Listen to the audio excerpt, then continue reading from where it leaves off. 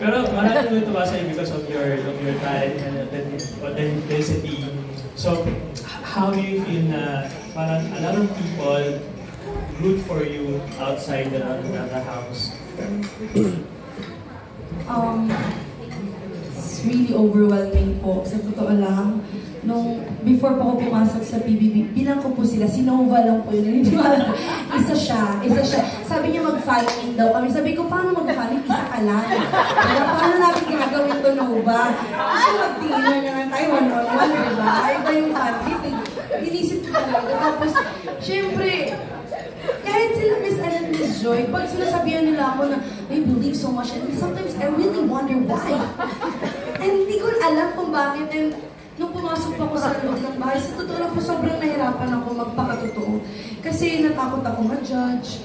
Natakot din ako na baka hindi nilang mahal yung pagiging ganito ko until si Bianca pinush niya na ako na magtotoo ka lang sa sarili mo. Siya yung nag-push talaga sa akin, ipalabas mo yan, huwag kang matakot. And the moment I stayed true to myself is the moment I was loved by people. And until now, I feel like it's still overwhelming po ang lahat. And I'm aware po na marami pong dumating na followers. Pero more than that, I feel like I now have a greater responsibility to raise more awareness, to be more, maayos na tao. Kasi nakakatakot talaga. Parang lahat talaga ng moves ko, nakikita ka talaga ng mga tao. Ayos ka na ng tao. Alam mo yung bawat. Siyempre, mas magiging aware na ako ngayon at mas magiging sensitive na yung bibig ko, diba? So right now, I feel like I'm more tamed.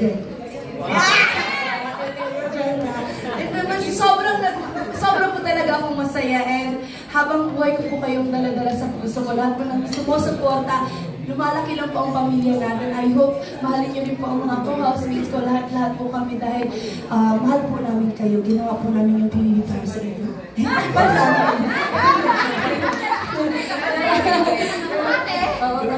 Ayun, maraming salamat. That's so sweet. Pero, syempre, nabanggit mo na kanina yung TDH. Di ba sobrang trending ng TDH?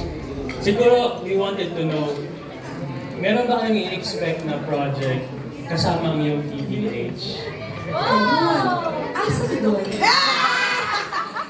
Sino ba TDH pala? The real one or the... Marami namang TDH talaga sa mundong ito. Paano ba? So, kung meron man pong dadating na trabaho, why not? Let's maximize all of it dahil nandito naman po tayo. So, let's milk it kung ano man po ang pwede. Let's milk it. As long as we're staying true to ourselves at wala tayong inaabak ng tao, kung sino ka mong teenage ka, tara, magtrabaho ka natin. May teenage na, hindi na fan meet. Fans meet na, kasi marami. Sir Maggie, Thank you. Kay Will naman. Sa akin.